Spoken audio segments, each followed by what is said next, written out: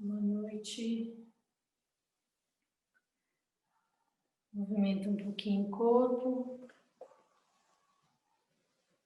Descruza as pernas, quem precisar.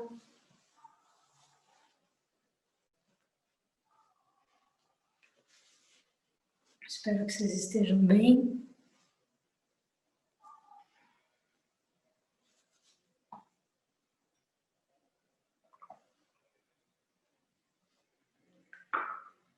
Ontem a gente terminou a leitura, do Shushogi.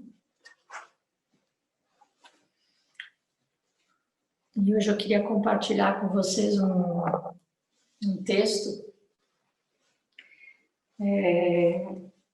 que eu acredito que eu já tenha lido numa das terças-feiras, antigamente na nossa programação regular. Às terças-feiras a gente sentava em zazen e durante o segundo período de zazen eu fazia leituras do Dharma, que compreendiam todo o período de meia hora. A gente sentava meia hora, fazia o Kinhin, que é a meditação caminhando, e mais meia hora, e nessa segunda parte da prática eu fazia a leitura de textos mais clássicos. Nesse período da pandemia a gente não tem feito o Kinhin, que isso é tradicional de qualquer sala de zazen no mundo. Sempre senta-se 2 períodos, o que varia é o tempo de zazen. Então, às vezes você pode sentar 20, 30 ou 40 minutos. Entre um período e outro, tem sempre essa prática do Kinhin, que é a meditação caminhando. Como na pandemia a gente não achou que teria muito condição de fazer o Kinhin, a gente estendeu para um único período de 40 minutos, que é o que a gente vem fazendo. Então, esse texto que eu queria compartilhar com vocês, eu tenho certeza que eu já li numa terça, e eu li recentemente no grupo de estudos de preceitos. É um texto que eu gosto muito, de Dogen, mestre Dogen Sama. Ele escreveu para um discípulo leigo dele, e a minha ideia é ler, inspirar vocês um pouquinho na fala e na forma de se expressar de mestre Dogen, que ele tem uma maneira de escrever que não é linear, não é para ser um texto de compreensão tão de estudo, vamos dizer assim, aquela compreensão reflexiva sobre o texto, mas muito mais de deixar o texto permear você, de alguma forma. Porque cada vez que eu releio ele, parece que alguma coisa me chama mais atenção. Eu não posso nem dizer que eu compreenda mais alguma coisa, mas alguma coisa me toca, alguma coisa me emociona. E eu queria compartilhar um texto que eu estudei algumas vezes, mas eu vou ler para vocês a tradução dele, que foi feita pela monja Coen. E o texto é Genjo Koan, que quer dizer o Koan da vida diária. Nós já falamos sobre o que é Koan, que são esses pequenos encontros e diálogos, de mestre e discípulo, justamente para a gente realizar, não é para compreender, é para realizar, é para manifestar o estado desperto, Então, Genjo Koan, escrito em meados de outono do primeiro ano da era Tenpuku, 1233. E doado ao meu discípulo leigo Yokoshu de Kyoshu. Isso é outro ponto interessante, que é um texto que ele escreveu para um discípulo leigo, não era um discípulo monástico. Quando todos os dharmas são Buda Dharma, há iluminação e delusão, prática, vida e morte, Budas e seres. Quando os 10.000 dharmas não possuem um eu, não há delusão, iluminação, Budas, seres, vida ou morte. O caminho de Buda transcende o ser e o não ser, e qualquer ideia de escassez ou de excesso. Portanto, há vida e morte, delusão e iluminação, seres e Budas. Embora, sendo assim, as flores, mesmo amadas, caem, e as ervas, mesmo detestadas, florescem. Levar adiante o eu à prática e realização dos 10.000 dharmas é delusão. Que os 10.000 dharmas ativamente pratiquem e realizem a nós mesmos é iluminação. São Budas que grandiosamente iluminam a delusão. São os seres comuns que se encontram imensamente deludidos na iluminação. Ademais, há aqueles que são iluminados além da iluminação, e há aqueles que se encontram deludidos dentro da delusão. Quando Budas são verdadeiramente Budas, não precisam se reconhecer como Budas. No entanto, são Budas iluminados e continuam avançando na iluminação de Buda. Vendo as formas com todo o corpo e mente, ouvindo os sons com todo o corpo e mente, os compreendemos intimamente. Contudo, não é como se fossem reflexos em um espelho, nem como a água e a lua. Quando um lado está iluminado, o outro permanece escuro. Estudar o caminho de Buda é estudar a si mesmo. Estudar a si mesmo é esquecer-se de si mesmo. Esquecer-se de si mesmo é ser iluminado pelos 10.000 dharmas. Ser iluminado pelos 10.000 dharmas é abandonar nosso corpo-mente, assim como o corpo-mente dos outros. Nenhum rastro de iluminação permanece, e esta iluminação sem rastros continua eternamente. Quando primeiramente procuramos o Dharma, estamos distantes de seus arredores. Quando o Dharma nos foi corretamente transmitido, somos nosso ser original neste exato momento.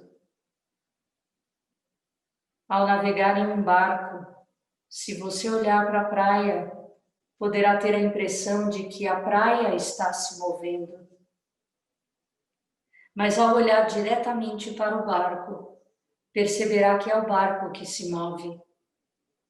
Da mesma forma, se examinarmos os 10.000 dharmas através da delusão de que corpo e mente estão separados, erroneamente pensaremos que nossa mente e nossa essência são permanentes. Mas quando praticamos intimamente e retornamos ao verdadeiro eu, veremos claramente que os 10.000 dharmas não são um eu permanente.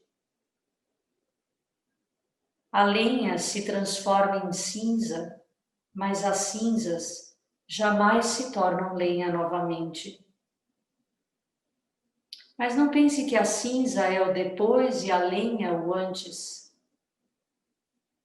Devemos perceber que a lenha se encontra no estado de lenha e possui seu antes e depois. Contudo, apesar deste passado e futuro, seu presente independe deles. A cinza se encontra no estado de cinza e possui seu antes e depois. Assim como a lenha não volta a ser lenha depois de se transformar em cinza, também o ser humano, após a morte, não retorna à vida. Desse modo que a vida não se torna a morte, é um fato incontestável do Buda Dharma. Por esta razão, a vida é chamada a não nascida. Que a morte não se torna a vida é a confirmação de Buda girando a roda do Dharma. Portanto, morte é chamada o não extinto. A vida é um período em si mesma, a morte é um período em si mesma. Por exemplo, é como o inverno e a primavera. Não pensamos que o inverno se torna a primavera, tampouco dizemos que a primavera se torna o verão. Obter a iluminação é exatamente como a lua refletida na água. A lua não se molha, tampouco a água se quebra. Embora a luz seja vasta e intensa, a lua é refletida até mesmo em uma pequena poça d'água. A lua inteira e todo o céu se refletem em uma única gota de orvalho na grama, em uma única minúscula gota d'água. A iluminação não quebra a pessoa, assim como a lua não fura a água. Uma pessoa não obstrui a iluminação, assim como uma gota de orvalho não obstrui o céu e a lua. A profundidade é a altura. Quanto à duração, curto ou longo, deveríamos examinar a vastidão ou a limitação da água e deveríamos discernir o brilho ou a opacidade da lua e do céu. Quando o Dharma não preenche nosso corpo e mente, pensamos que temos o suficiente. Quando o Dharma preenche nosso corpo e mente, percebemos que algo está faltando. Por exemplo, quando olhamos para as 4 direções de dentro de um barco no oceano, onde não haja montanhas à vista, vemos apenas uma forma circular e nada mais. Nenhum outro aspecto é aparente. No entanto, o oceano não é circular nem quadrado, e suas qualidades são inexauríveis. O oceano é um palácio para os peixes, um adorno de joias preciosas para os seres celestiais. Parece circular até onde o nosso olhar pode alcançar. Da mesma maneira, os 10.000 dharmas também o são. Dentro do pó da vida secular e fora da moldura, a vida religiosa, existem inúmeras situações, mas apenas reconhecemos e compreendemos, tanto quanto o nosso olhar de aprendizado e prática pode alcançar. Para que possamos apreciar os 10.000 dharmas, deveríamos saber que, embora eles possam parecer redondos ou quadrados, as outras qualidades dos oceanos e das montanhas são infinitas em sua variedade. Ademais, outros mundos se encontram nas 4 direções. Isso é assim, não apenas ao nosso redor, mas também aqui e agora, e até mesmo em uma gota d'água. Quando um peixe nada, não há limite para a água, não importa quão longe nade. Quando um pássaro voa, não há limite para o céu, não importa quão longe voe. No entanto, desde o princípio, nenhum peixe ou pássaro jamais deixou a água ou o céu. Quando a necessidade é grande, o uso é grande. Quando a necessidade é pequena, o uso é pequeno. Desse modo, nenhum ser jamais se vê privado de sua própria completude. Onde quer que se encontre, jamais deixa de se realizar. Se um pássaro deixar o ar, morrerá imediatamente. Se o peixe deixar a água, morrerá imediatamente. Saiba então que água é vida, saiba que ar é vida. O pássaro é vida e o peixe é vida.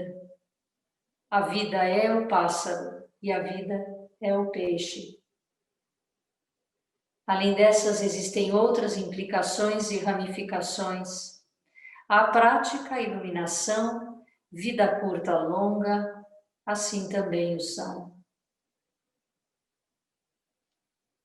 Ao clarificar a água e o céu, poderemos perceber que se houver pássaros ou peixes tentando penetrar o céu ou a água, não conseguirão encontrar um caminho ou um lugar. Ao encontrarmos este lugar, a vida cotidiana se torna a realização da realidade última, Genjo Koan. Ao realizar o caminho, a vida cotidiana se torna a realização da realidade última. Uma vez que o lugar e o caminho não são nem grandes nem pequenos, nem sujeito nem objeto, nem existindo previamente, nem apenas surgidos, então são como são. Desse modo, quando alguém pratica e realiza o caminho de Buda, quando encontra um Dharma, penetra um Dharma. Quando se depara com uma ação, pratica uma ação. Uma vez que aqui é o lugar e o caminho da completude, a razão pela qual os limites daquilo que pode ser conhecido não podem ser conhecidos é simplesmente que nosso conhecimento surge com e pratica com a absoluta perfeição do Buda Dharma. Não pratique pensando que a realização precisa se tornar o objeto de seu conhecimento e visão e ser apreendida conceitualmente. A realização se manifesta de uma só vez, assim como é, e ao mesmo tempo, sua natureza íntima. Não é necessariamente uma realização manifesta. Por que deveria? Um dia o sacerdote Pao Che, discípulo de Baso Doitsu, de Maku Shan, estava se abanando. Um monge se aproximou e perguntou: Senhor, a natureza do vento é permanente e não há lugar que ele não alcance. Por que então o senhor precisa se abanar? Embora você entenda que a natureza do vento seja permanente, respondeu o mestre, você não entende o significado de sua capacidade de alcançar todos os lugares.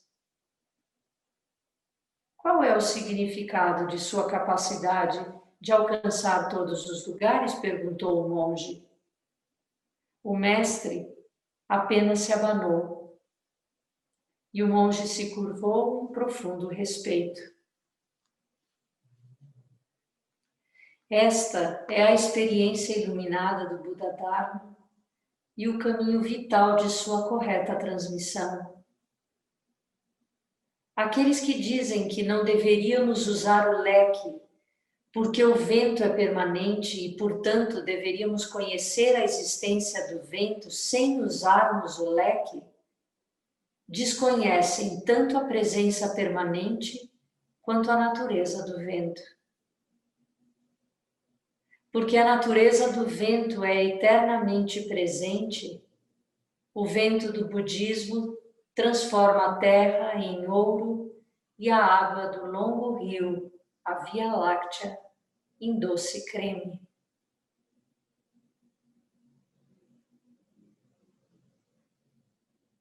Traduzido em 1977 pelo Zen Center de Los Angeles. Esta é uma revisão de Taizan Aizumi Hiroshi e Francis Do-Jun Cook. Taizan Aizumi Hiroshi foi o mestre de ordenação da monja Koen. E em 2008 foi traduzido para o português pela comunidade Zen Budista Zen do Brasil. É uma tradução do inglês para o português, feita de Marco Fábio Grimaldi, a partir dessa tradução acima, e a revisão foi feita pela monja Koen, baseando-se nas traduções de Genjo Koen de três professores, Kozen Nishiyama, Yuho Yokoi e Gudo Nishijima. Em 2008. Esse texto ainda tem revisões, né, que ela fez. Mas ele contém, em essência, quase tudo, né, do que a gente vem falando dos ensinamentos do Buda, né, de Buda.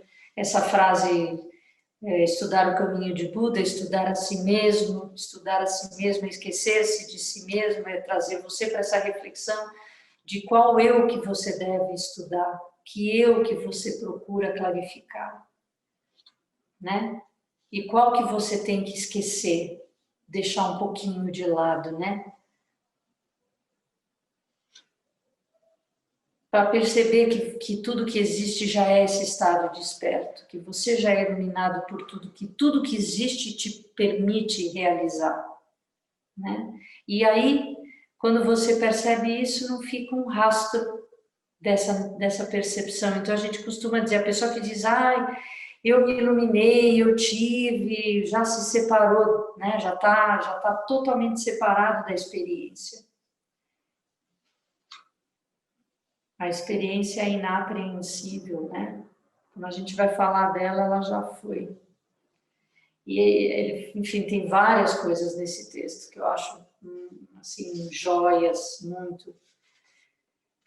Quando ele fala da profundidade, é a altura, e aí ele traz essa questão de quando a necessidade é pequena, o uso é pequeno, quando a necessidade é grande, o uso é grande, né? Por isso ninguém se vê privado da sua própria completude, porque é como vocês, é onde você está, né? É aquilo que você sente necessário, né? E mesmo assim você jamais deixa de realizar, porque é aquilo que você está pronto, né? Aquilo que você se dispõe a viver, a realizar, a manifestar. Por isso que a gente fala num dos preceitos, não se igualar, nem se elevar, nem rebaixar os outros, nem se rebaixar, nem elevar, nem se igualar, porque não importa, né?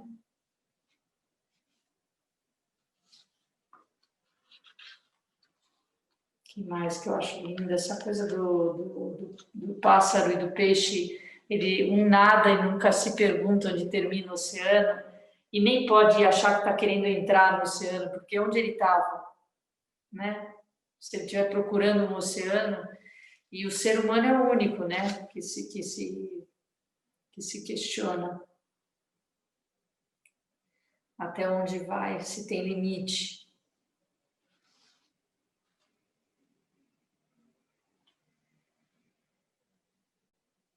Eu acho que é isso. Alguém quer falar alguma coisa? Como eu falei, né, do Gen-sama, a gente não questiona, né? Na realidade, eu gosto muito dessa maneira de imaginar o ensinamento permeando, né? Sem ficar até, mas o que ele quis dizer com isso? O que é essa palavra? Não, eu não sei. Cada vez que eu releio esse texto, ele me provoca. E eu acho que era isso que eu queria que vocês experimentassem também, né? Essa provocação de Dogen Sama. Alguém quer falar alguma coisa? Sim? Não? Yoshi? É que a tela começou a mudar e começou a vir. Shisen primeiro, Yoshi. Então vamos encerrar. Sensei. Hi. Eu queria só passar uns recadinhos para poder lembrar as pessoas do Mugon Sesshin que a gente vai ter com prática de Orioki. para as pessoas ficarem atentas. Eu vou republicar hoje no Zazen Online, na Sangha, para as pessoas lembrarem. E falar também que está tendo alinhamento da Lua com Júpiter e Marte, é visível a olho nu. Então, se Hoje? você olhar, hoje, eu acho que hoje, amanhã também vai ter alguns dias. Então, se olhar na Lua, você falou ele fala de uma parte sobre virar um néctar, alguma coisa assim, me veio na hora, que eu mostrei para o Zé hoje. Então, se você olhar, tem uma estrela bem brilhante do lado da Lua e depois uma outra um pouquinho para o lado, assim. Eu acho que é Júpiter e Marte, se eu não me engano. Vou ver. Deve ser Júpiter, né? Porque Marte é meio avermelhado, né? Pode Mas ser. tá visível, assim. Depois, eu não sei o nome dos planetas direitinho, mas está bonito de ver. Não, maravilha. Foi bom que o Rokyo lembrou, né, que a gente tem o Mugon Sesshin e a gente vai fazer de novo um retiro de silêncio, né, das 7 até as 8, até esse zazen regular, e a gente vai incluir a prática do Ryoki, né? A prática do Ryoki é zazen também. É uma maneira da gente comer em plena atenção, é quase que um cerimonial, e a gente tem, normalmente a gente tem oriokis da comunidade que a gente oferece para vocês, né, para usar quando a gente faz retiros presenciais. Mas dessa vez a gente vai pedir para vocês providenciarem 3 tigelinhas nas suas casas. E como muitas pessoas nunca usaram, a gente preparou um filme para passar para vocês que vão participar, e a gente está programando 2 encontros curtos, só para tirar dúvidas e talvez poder mostrar alguns movimentos que não tenham sido tão detalhados no filme, tá bom? É uma prática incrível, assim, de apreciação do alimento, de presença, né? E então convido vocês a experimentar, vai ser bem interessante, tá bom? Então vamos encerrar? Que os méritos de nossa prática se estendam a todos os seres e que possamos nos tornar o caminho iluminado. Obrigada, gente. Boa noite.